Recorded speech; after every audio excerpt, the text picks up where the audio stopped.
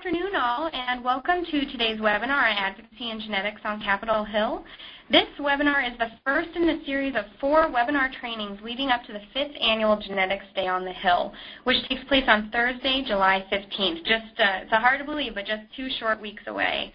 However, this series is also a very excellent platform for any individual or organization interested in proactive advocacy and hot topics currently circulating on the Hill. So we're very happy to present this program to you today.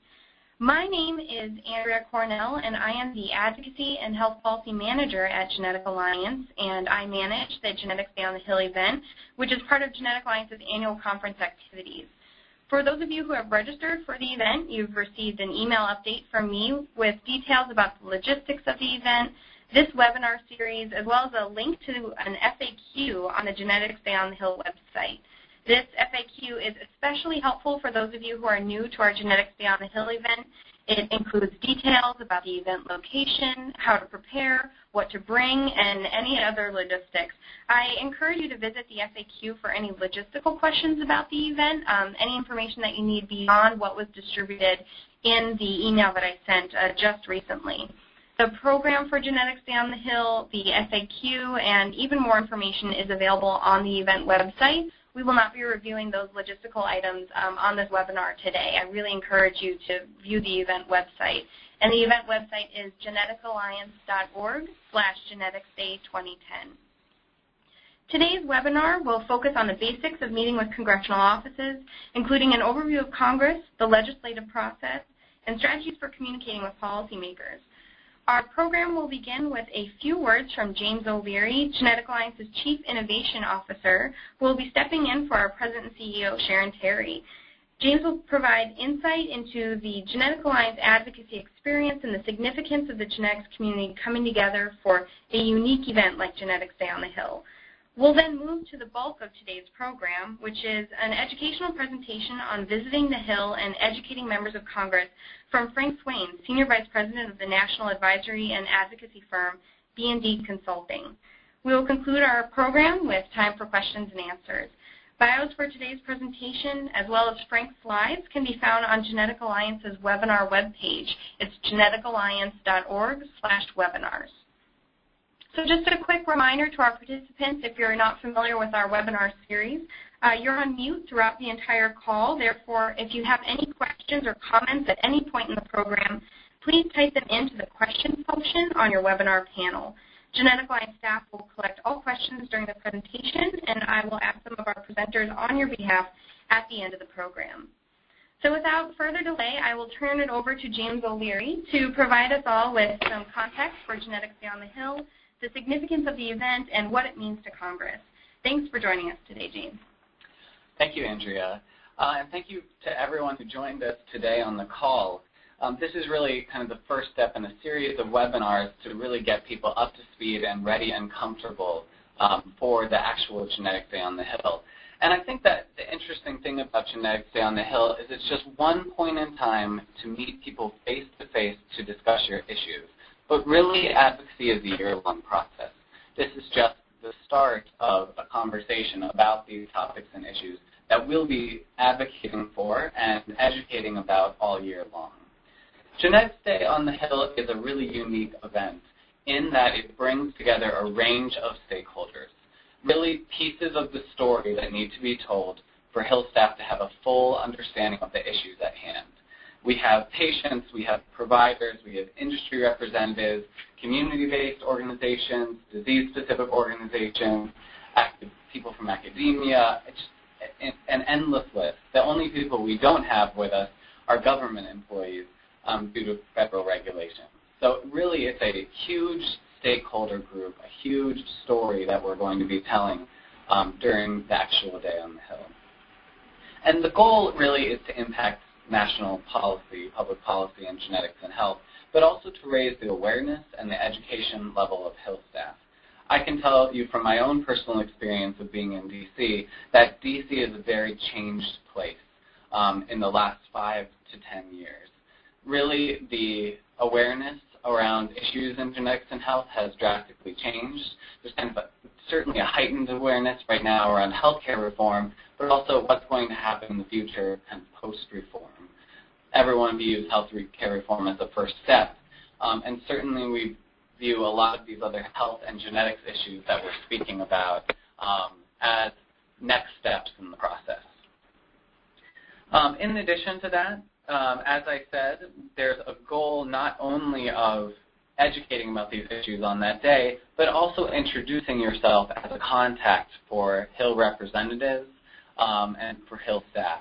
Really to be the eyes and ears of the Hill staff on the ground, to provide a good resource both about your own organization, but also information about these specific issues that we'll be speaking about. So I welcome you all to join us on that day. I hope that you'll be with us both on that day and throughout the year on these issues. And I really, am excited myself. It's really a fun and informative day, both to educate members on the Hill, but also to listen and learn from others in your group, other perspectives, other viewpoints, really that can inform your own work throughout the year on these important topics. So thank you very much. And with that, I think we'll turn things over to Frank. Yes, thanks so much, James. I think that gives us some really crucial footing to move into the centerpiece of today's program. With that, we are going to turn it over to Frank Swain of B&D Consulting. Frank, we are so happy that you could join us today to provide our participants, especially those who are new to visiting the Hill, with this educational presentation. I will be advancing Frank's slides for him, and so I really am very happy to be working with you on this, Frank. So we'll move forward into your presentation now. Andrea, thank you very much, and James as well. It's our pleasure to work with the Genetic Alliance on this important project day on the Hill.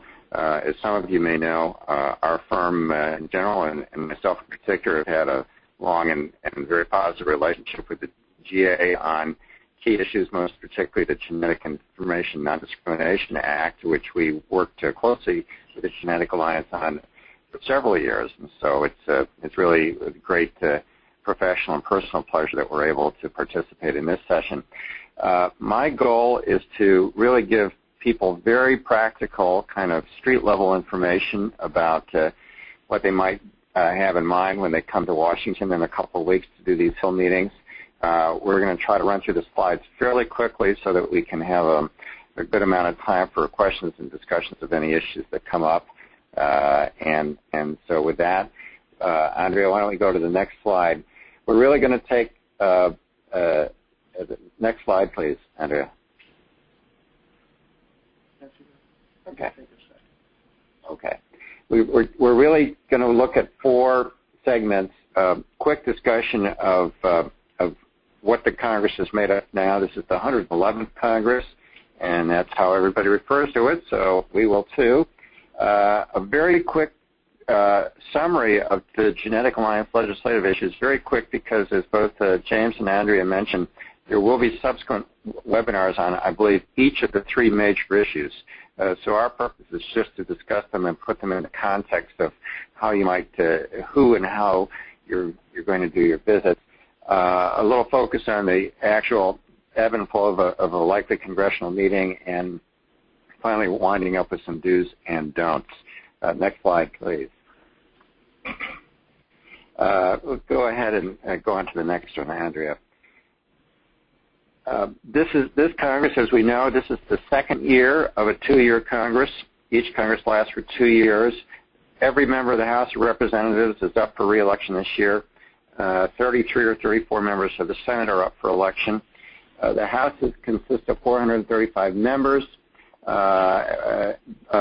According to population, as you know, I think every district has about 650,000, 700,000 members in it. The current split is 255 Democrats, 178 Republicans. Obviously, the Democrats are in control of the majority party. That's why the Speaker of the House, Nancy Pelosi, is a Democrat.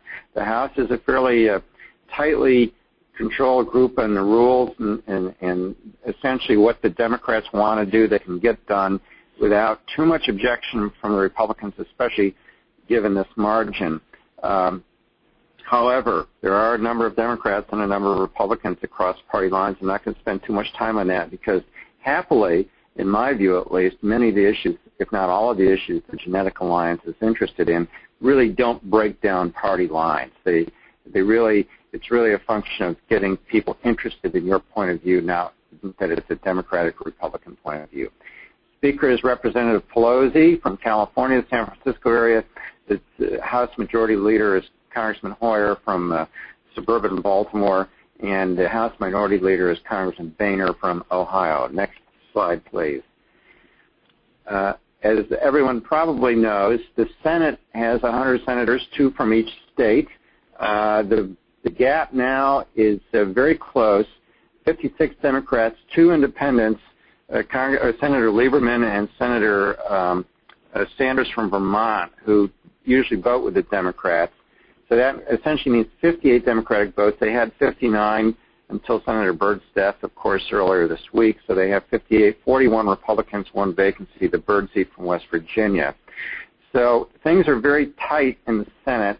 The President pro tem of the Senate is always the Vice President, Mr. Biden.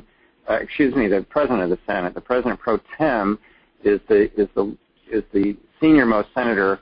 That was Senator Byrd. Now it's Senator Inouye from Hawaii. The Senate Democrats are led by Senator Reid. The Republicans by Senator McConnell.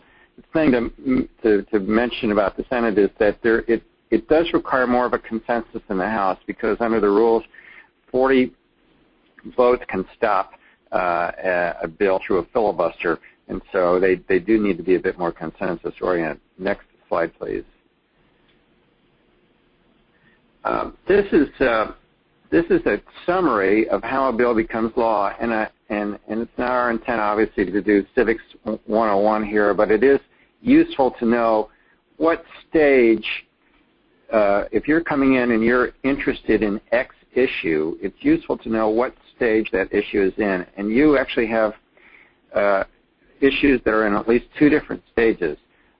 Following the slide clockwise, first of all, the bill is introduced by members of Congress, and then after a bill is introduced, by the way, people can sign up as co-sponsors. So if I'm a member of Congress and a bill was introduced last year, and you come into me and say, won't you co-sponsor that bill, I can call down and have that and have my name added as a co-sponsor today. You don't have to have that all mapped out before the bill is first introduced. So one of your asks, I'm getting a little ahead of myself, one of your asks might be, will you co-sponsor a bill?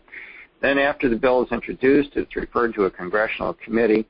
That committee holds hearings or otherwise considers the bill. The committee then must what's called report out the bill, approve it. They might amend it. They might change it. They might put 2 or 3 bills together, glom them together into one piece of legislation. The bill is reported out.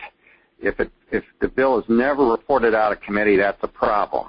And there's some other technical issues that we could go into in the questions if people are interested. But basically, you're asking people to either sign bills as co-sponsors, to introduce bills, to try to get bills moved through committees so that they're reported out of committee, or to slide number 4, to try to get them moved to schedule for a vote in the House or the Senate. There are a lot of bills that have been reported out of committee that haven't been voted on, and that's particularly a challenge in the Senate because of the filibuster rules. They have to know that there's pretty strong consensus on issues before they schedule them for floor time. So that's the slide number 4 at the bottom. Then we go on to the conference committee. That's a reference to the fact that if the Senate and the House pass different versions of legislation, they form a joint committee between the 2 bodies and work out the final details. You'll recall that that's exactly what happened in the health care reform bill. The House passed its version. The Senate passed its version, which was quite different, and they slogged through a conference committee and came up with one bill, which was then sent to the President to sign. Next slide. Next 2 slides. Why don't you skip one? Go ahead, Andrea, to the next one, please. The key issues for the Genetic Alliance are 2 that I've put the slides on. There's actually a 3rd issue, which I'll defer to Andrea, James, and the other experts in the subsequent webinars. But the 2 issues that are useful to talk about in this context of talking to Congress are oversight of genetic testing and public access to federally funded research. Genetic testing oversight is I think it's a fair point to say it's a work in progress. This was not an issue 10 years ago because the only people that ever did any genetic testing were very advanced researchers in advanced labs. But gee whiz, anytime you go into the barbershop and pick up a copy of Men's Health magazine now, you can find somebody in the back that claims if you only send in a cheek swab, they can tell you whether your kid ought to be a soccer player or a karate kid. So, you know, there's a lot going on in genetic testing, and it's kind of my word's not the genetic alliances, but it's kind of the good, the bad, and the ugly. There's a lot of interesting things going on, a lot of concern about genetic testing and whether it's regulated or not and who regulates it. It's a big set of issues. A bill has been introduced in the House by Congresswoman Eshoo and Representative Congressman Kennedy that would bring some coherence to this. I'm sure the Genetic Alliance has some other ideas in addition to that bill. So that's one of the issues you'll be talking about. I'm not aware that there's a coordinated bill in the Senate. So if you're visiting the House, you can talk about the Eshoo bill, H.R. 5440. If you're visiting the Senate, you have to talk about the concept of genetic testing because I'm not sure that there has actually been a bill introduced. It's maybe a little bit easier to talk about public access to federally funded research. Again, we're going to have a whole webinar available on that from Heather Joseph, who's the world's expert on that with her group, but I'll give you the 10-second version. If the National Institutes of Health primarily, but other agencies in the government give distinguished researchers grants to do research, and then those researchers publish papers, why is it that when you want to search for the results of those papers, you go into the database of the National Institutes of Health, and sometimes the database tells you, oh, this is only available online through the Journal of ABC. You have to pay a $50 fee. Why is it that if we've already paid as taxpayers once to have the researcher do the research that we have to pay a second time to essentially have a subscription to the journal in which it's published, even though the work was done by the taxpayers' money with the taxpayers' money in the first place?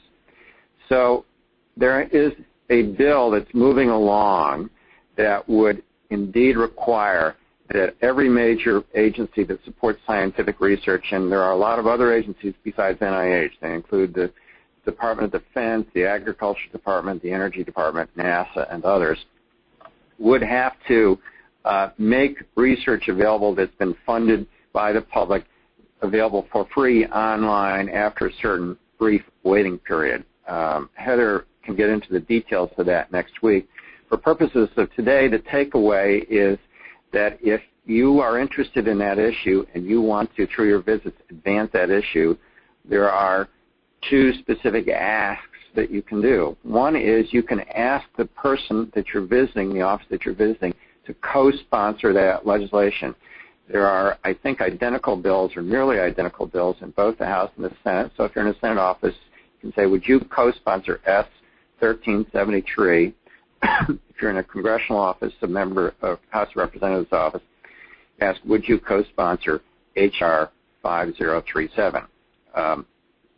There's information on that slide as the key sponsors are Senator Lieberman, and that's a good thing because he's the chairman of the committee, and Senator Cornyn from Texas. He's also very well regarded. The same in the House. It's sponsored by Congressman Doyle and is pending in the House House Committee on Oversight and Government Affairs. I'll get to that. I'm sorry, go ahead to the next slide.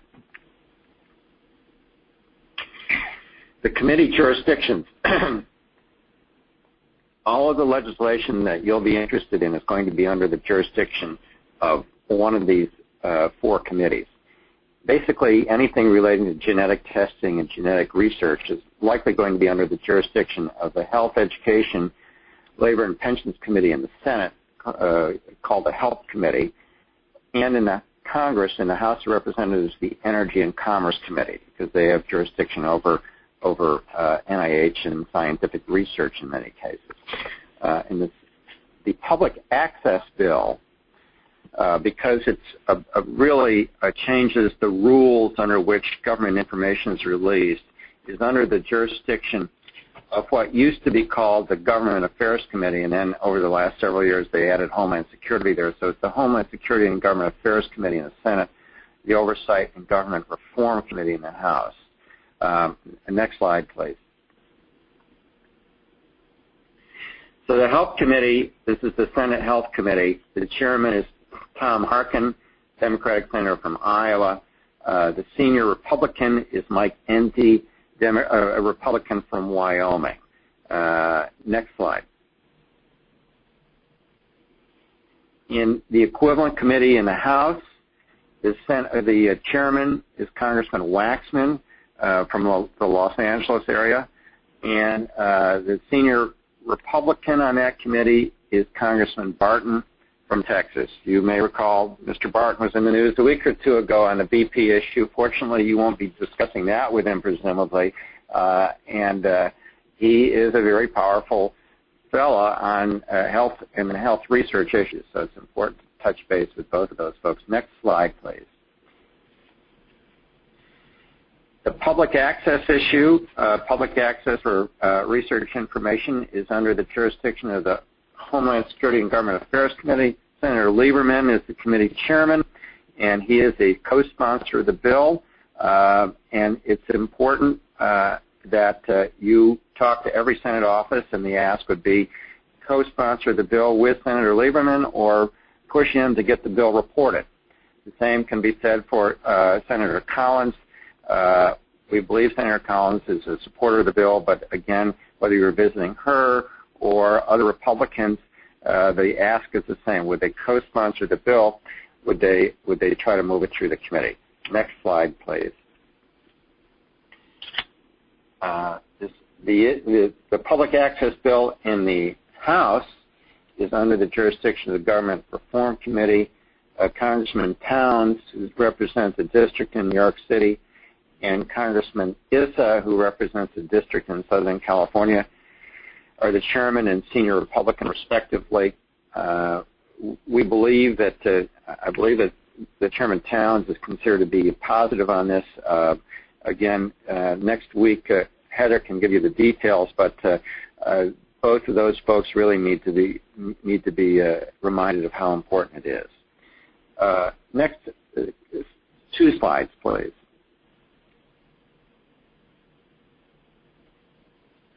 So here we are in their office. You're showing up in an office, and what should you do? What should you have in mind? There are 3 basic points to remember, and this seems so simple, and it is simple. But you just have to remember, first of all, why are you there? I suspect a number of the folks reviewing this webinar have been to Washington 1 or more times in the past and have a little bit of a sense of this. There are also, I'm sure, people that are considering their first visit. It's nothing more essentially than a sales call. You're selling something, and instead of selling cars or professional services or copy machines or anything else, you're selling an interest in legislation. That's why you're there. You should have in mind who you're appealing to. I would have to guess that in many cases you're going to be talking to congressional staff, not the actual member of Congress. That's not because he or she doesn't like you or doesn't think you're very important, but as you can imagine, as one of 650,000 or so constituents, there are a lot of people that come and visit all the time. And so every congressional office and every Senate office has a lot of staff, and probably in most cases you will be talking to the staff. That's good in many sense because the staff is divided up by issues, and typically you'll be talking to the staff person that has health issues or has information issues as their area of expertise. If you're talking to the member of Congress, he or she actually might not be as knowledgeable about the specific issues because they're thinking about all the issues all the time. So on the other hand, the member of Congress is going to be more acquainted with the district, obviously, or the state, possibly than the staff person. Sometimes staff people aren't even residents of the states and where they're working in the office. So bear in mind who your audience is. You're going to be able to make a few more down-home references to the actual member of Congress or senator. Congressional staff conversation might be a little bit more specific or technical in nature. At least they'll be able to absorb that if you want to go in that direction. You need to communicate your message clearly, and that is ultimately make the request. Or if anybody's ever taken any sales training, ask for the order. What is it? I mean, a lot of folks are interested in genetic alliance because they come to these issues with some very important and significant life stories about themselves or members of their family or close friends. And those are important to tell, but don't forget in telling those stories how critical genetic information is to advancing research in the issues that you're interested in. Don't forget to ask the Congress to do something, and the ask is one of the genetic alliance issues that we alluded to earlier. You don't have to make an ask about all three. You can ask about the one that you're most comfortable with or that you feel the strongest about, but don't forget to make the ask. Next slide, please. Communicating with Congress. I'm not going to read all of these, but this was from a survey done by a group a couple of years ago.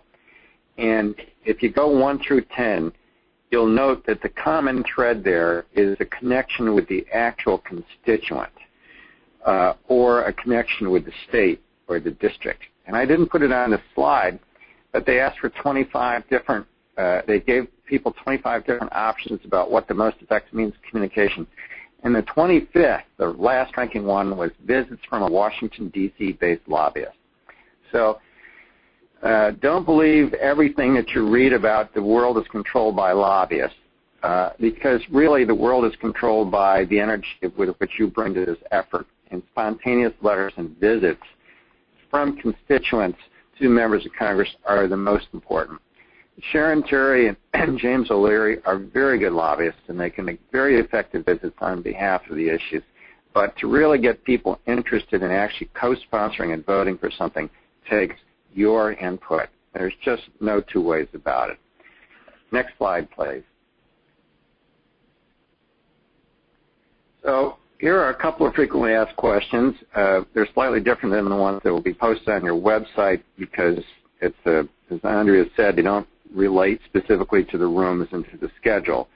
But what should you expect now that you've arrived in Washington? I think that that question is emblematic of the fact that although this is a pretty city, hopefully the weather will be nice, the buildings will look beautiful, you'll feel hopefully a bit patriotic going through the Capitol and the office buildings.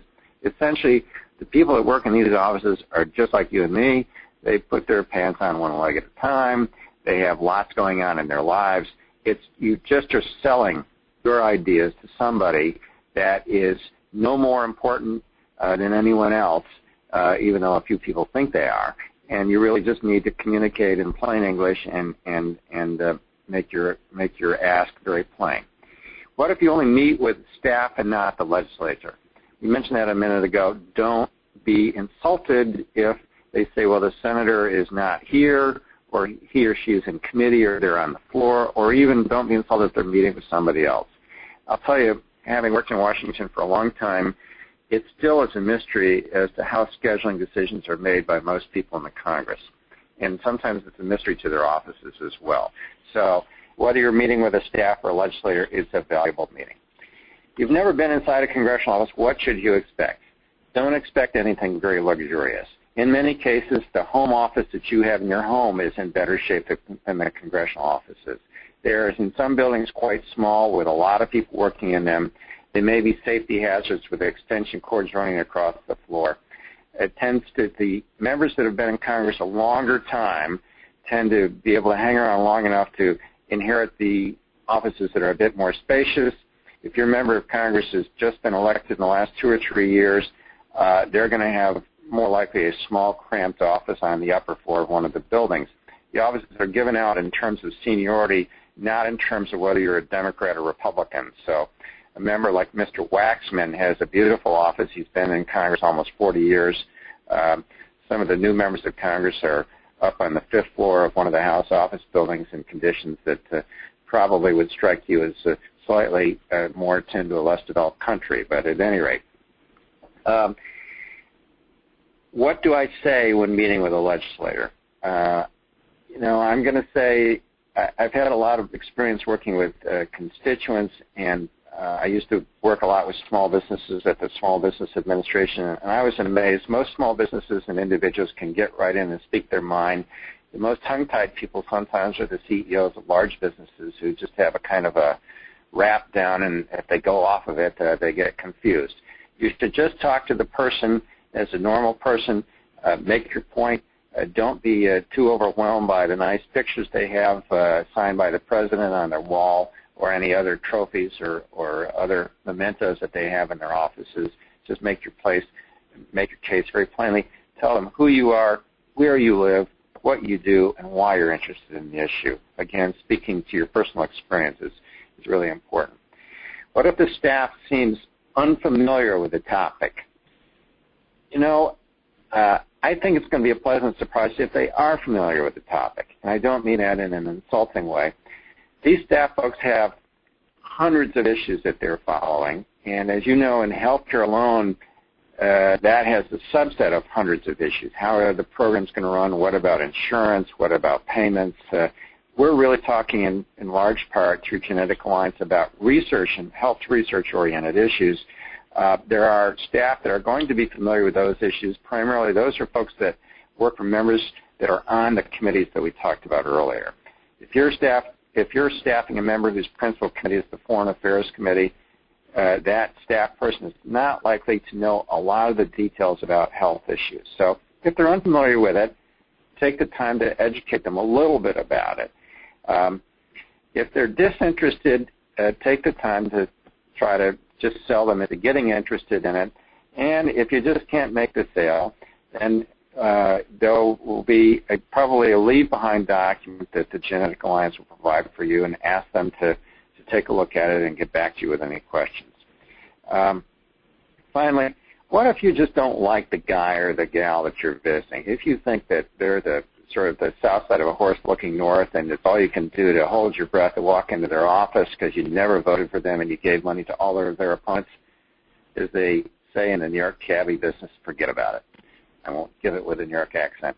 You're there to sell to the office, to the member of Congress that's sitting in that office today. If he or she is voted out of office or retires or whatever, that's for next year. Today you're trying to get them to do something. They're representing you. They're doing it honestly to the best of their abilities. Don't worry about whether you're personally politically opposed to them. And even if you're sort of prominently opposed to them, if you're visiting a Republican member and you're the chairman of the Ward Democratic Subcommittee, A, don't assume that they know that. B, even if they do know that, you make it clear that you're there for a visit on an important issue that doesn't really know politics. One other point I should make about the Genetic Alliance issues, which is a really important point. Generally speaking, the biggest thing that people in Congress are worried about right now is the budget and how much things cost. And none of these issues that we're talking about in the Genetic Alliance are really issues that have cost as a big factor. There's some, if you get down in the weeds, there's some tiny little costs involved in releasing public data, but we're not asking for more money to be voted for something. It's really how you run the research program, how you run the information program. We're not asking for new government programs. We're really talking about making the government more effective. So every legislator ought at least be open to that. Next slide, please. Common meeting situations. We talked a little bit about this before. I don't know anything about genetic research.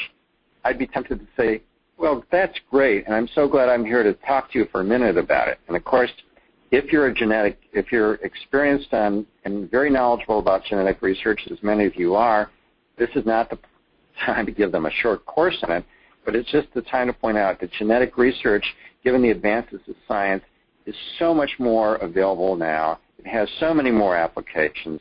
The cost is going down. It's just a bigger factor now, and it's a good time to take a look at it, get the results out faster, rationalize the regulation of it in ways that work for people like yourselves that are interested in using genetic research.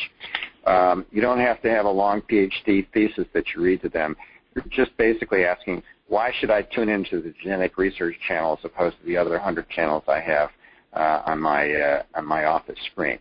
Secondly, I agree, but there's not enough time to get that done this year. You're going to hear that a lot, I suspect. We are in the second year of a 2-year Congress. It is a congressional election year.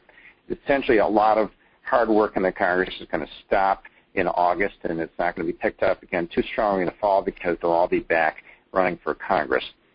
There is a phenomenon known as a lame duck session, which is that the Congress might come back for a short session after the election, but there's time enough to get a lot done. So, again, the point is not to get into an argument and say, well, we're not the experts about whether there's not enough time, but we really think that these are important issues and you should address them. Here's a common one. I have other priorities. Well, everybody has other priorities. That's the whole point of your making the visit. And you can say, we're not asking you to make this your number one issue, but just add this to your list of important things. You'll be proud if the Congress passes this law. It will advance medical research. It will help find a cure for a certain condition faster. It will help people in my family or my neighborhood feel better. And you don't have to abandon your priorities to support us on this. And finally, this is a classic, oh, my boss loves this, but, you know, it's stuck in committee and nothing can get done. The answer to that is, well, we understand that the legislative process is complex.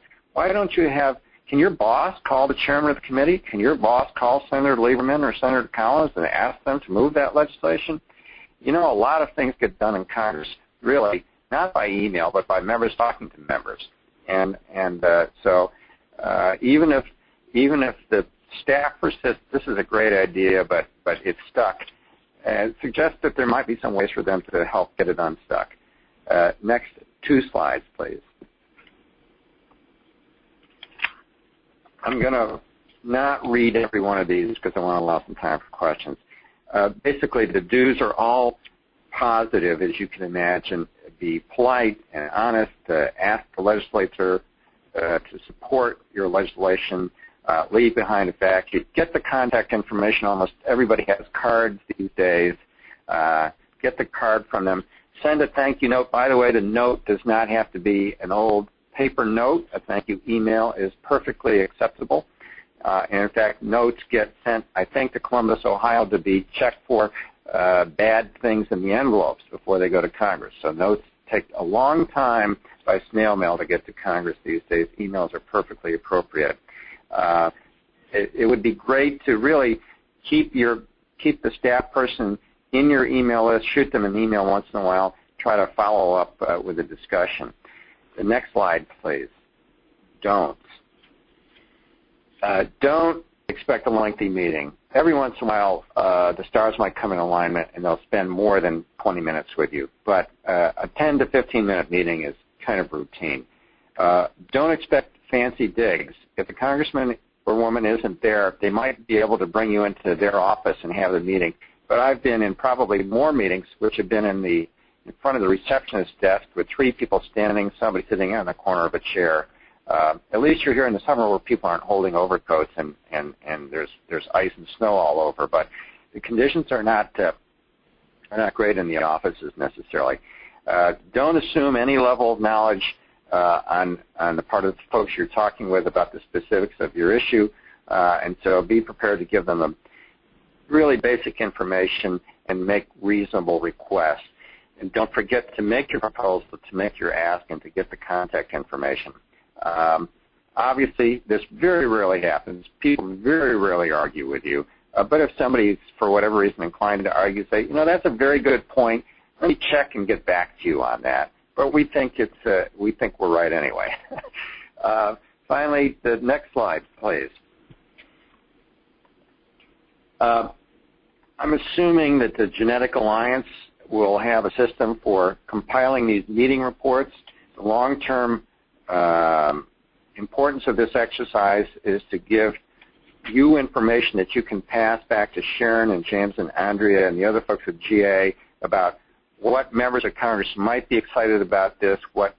In many cases, you'll be visiting members of Congress and their staff and talking about an issue that they haven't, for whatever reason, had occasion to think about before, and they might be very interested in it. So you may have some people that say, gee, we'd love to do this. We're interested in being a co-sponsor. And then, not because of anything other than people's lives are busy and they don't write it down, they'll go off to another meeting, they'll forget to be a co-sponsor. You want Sharon to be able to call that off and say, gee, you told Mr. So-and-so that came in to see you last week that you co-sponsored this. What can we do to help you do that? So complete the meeting reports, keep up the personal contacts with the staff people that you've met with, and stay engaged over the long term. These are very important issues. As I mentioned earlier, this is not voting for a bigger budget next year. This is much longer term than that. And so it does reward long-term engagement. Genetic Information Non-Discrimination Act was originally introduced, I believe, in 1998. It passed in, I think, 2007. It took, actually it might have been introduced in 96. It took 12 years to pass.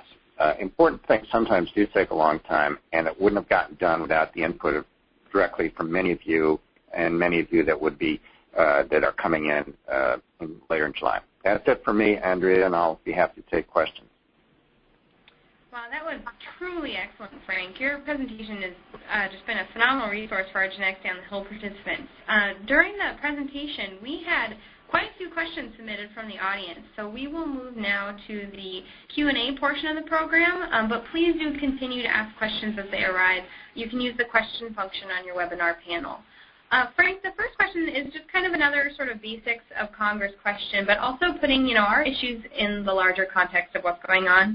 How many bills would you say, and this is a great question, how many bills are introduced that don't actually get voted on and move forward?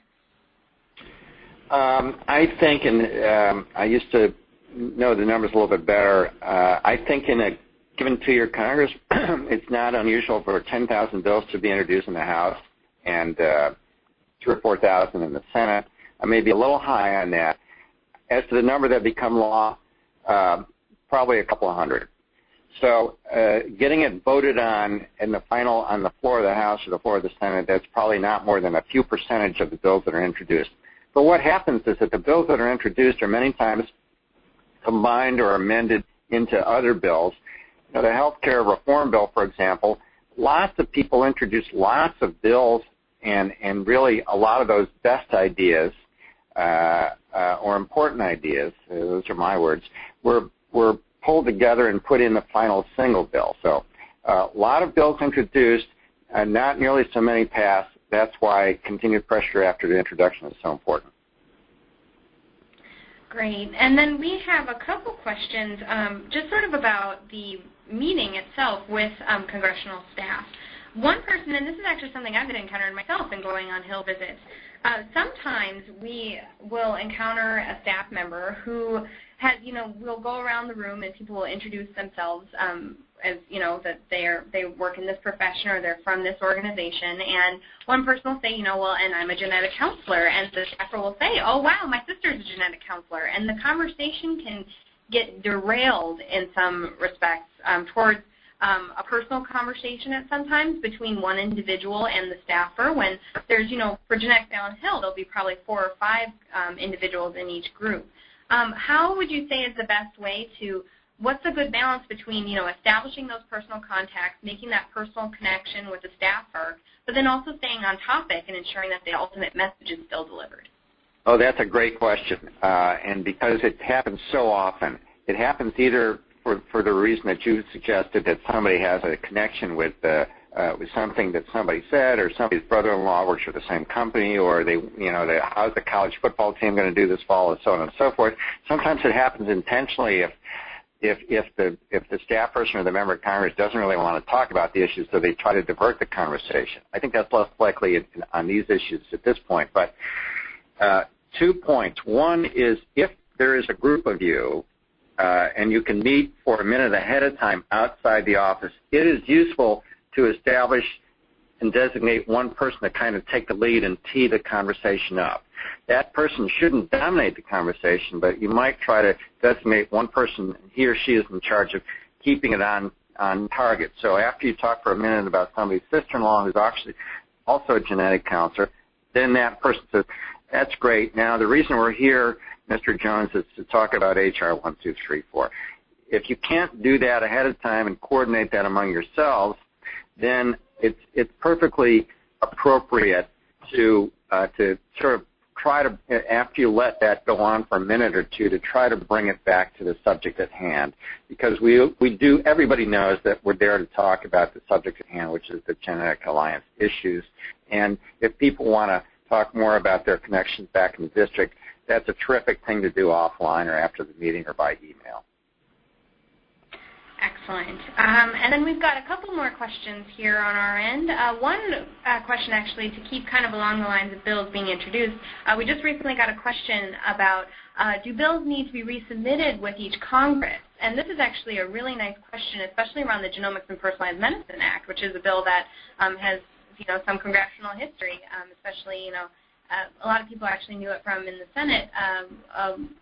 Two Congresses ago that Senator Obama and Burr introduced it in the Senate. And so can you just give a little bit more information around the process and how things change between Congresses? Yes. I mentioned the bill. I mentioned the start. This is the 111th Congress. On January the 3rd, the 112th Congress will convene, and everybody will be sworn in again, and the newly elected people will be sworn in. And the life of a bill is 1 2-year Congress. And next year they'll go back to bill number 1, H.R. 1, S1. And if the Genomics and Personalized Medicine Act is not passed this year, it will have to be reintroduced in the House and the Senate next year by sponsors. And they can obviously reintroduce the same bill or change it or whatever, but a bill doesn't survive between Congresses. But there's no restriction on reintroducing it. Great. We have another question about interacting with the staff members. We have a couple people who are new to the Hill, and there are some questions around the best way to break the ice. I think it's an important question too, and Frank, you definitely said about everyone puts one pant leg on one at a time. But are there really good ways that you would suggest just sort of breaking the ice and leading into the meeting? Sure. First of all, my observation after doing this for a number of years is that most people that work on the Hill are pretty friendly people and they're people-oriented. So that's not always the case, but normally you don't have sort of shy, withdrawn people that don't like to talk to you. They may not want to talk to you because they're late to give their boss a memo, or there may be other factors involved. But generally speaking, it is not hard to talk to congressional staff people. It's always interesting to ask them, useful to break the ice, to say, are you from the district? Are you from the state? In most cases, they're from at least the state, although not all cases. In some cases, they might have gone to school in the state, and so they like a member of Congress. So, where are you from, or how long have you been working here? That's a fairly innocent question, and that can open it up. By and large, the staff people that you'll be talking with, you may be impressed or depressed, I'm not sure which, but they're going to be quite young. And so it's not unusual to talk to somebody that may just be a year or 2 or 3 out of college. You might end up talking with somebody who's a summer intern from a college program. That is not anything to get worked up about or concerned about. It's just the way the system works, and it's not hard to talk to the staff people. Combining this with a prior question, try to stay on subject, though. Great. And then another question, which is a really great one, and I should just give a couple reminders real fast on some logistical items for Genetics Day on the Hill.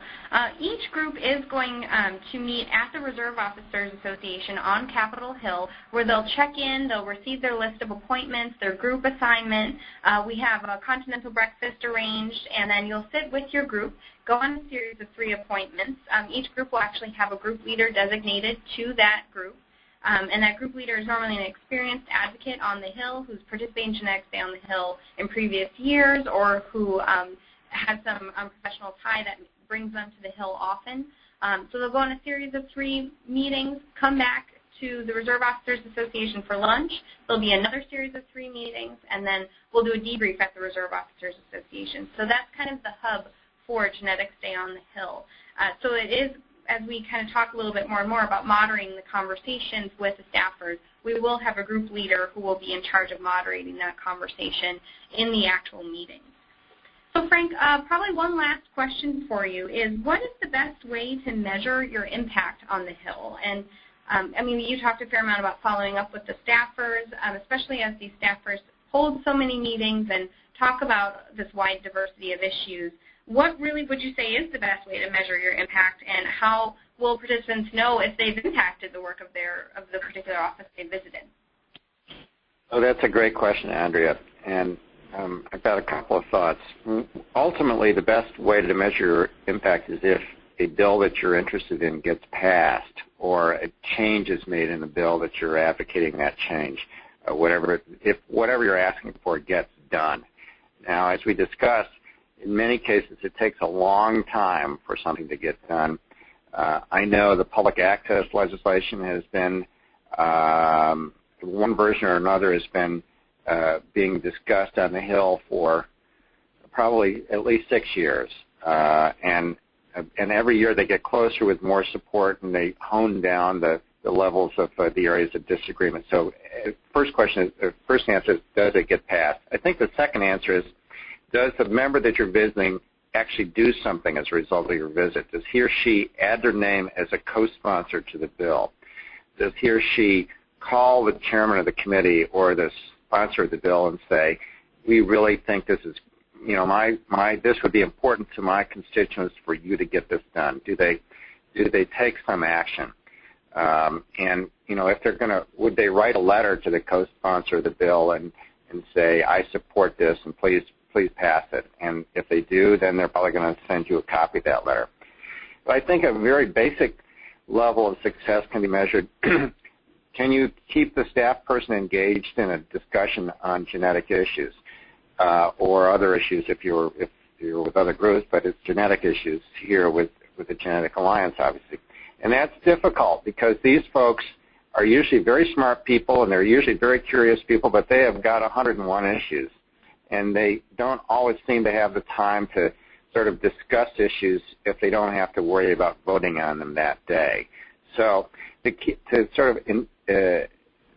the interest of a staff person, whether it's through personal story or anecdote, or whether it's through talk about some important research that's going on in the district, try to find some way that you can personalize that medicine and keep in touch with that person.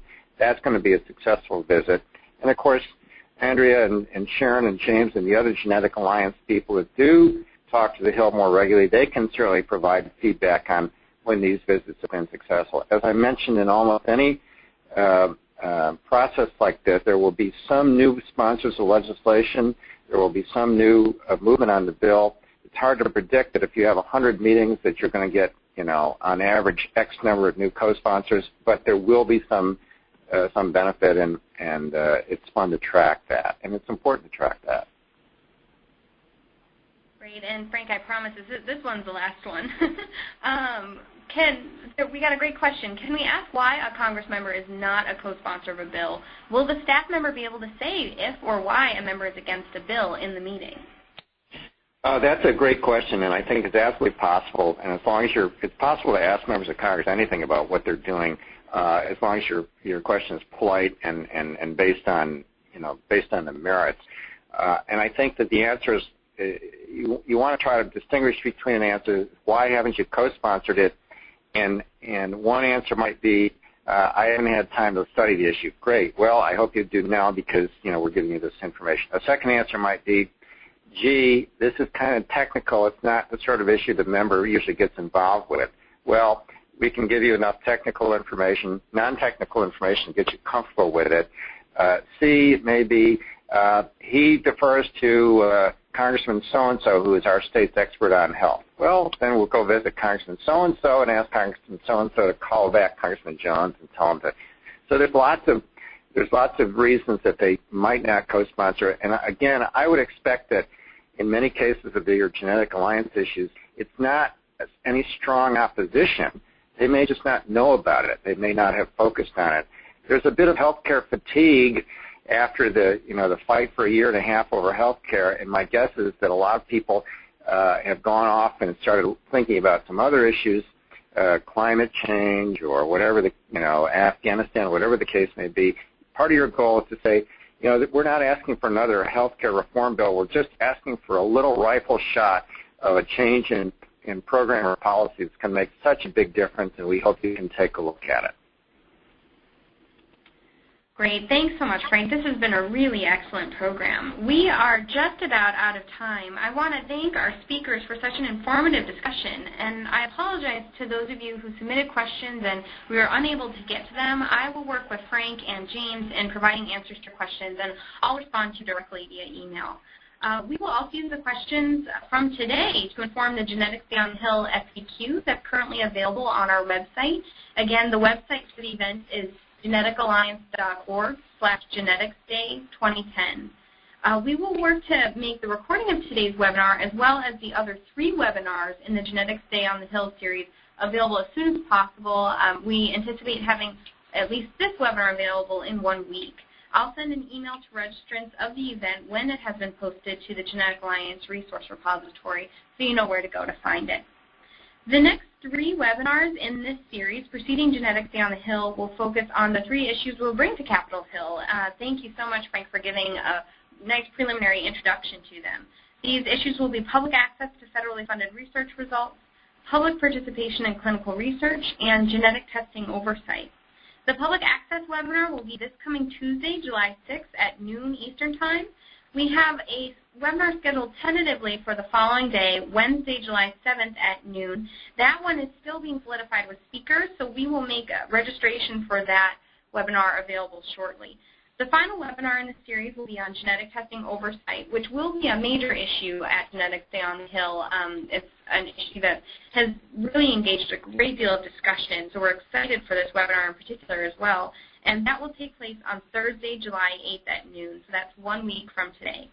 We will have national experts serving as speakers for all of these webinars, and they will prove excellent in establishing a foundational knowledge on the topics we will bring to the Hill for Genetics Day. You can register for all of these webinars at geneticalliance.org/webinars. So that wraps up our program for today. Another big thank you to James O'Leary and Frank Swain for serving as speakers for today's webinar. It was a truly excellent forum for discussion. We got some really great questions. I want to really thank our audience for really serving and providing this really excellent and engaged conversation. We look forward to speaking with you at future Genetic Alliance webinars and also seeing you at our upcoming annual events, which are just 2 short weeks away. So thank you to everyone for joining us. Thank you to our speakers, and have a wonderful day, everyone. Goodbye.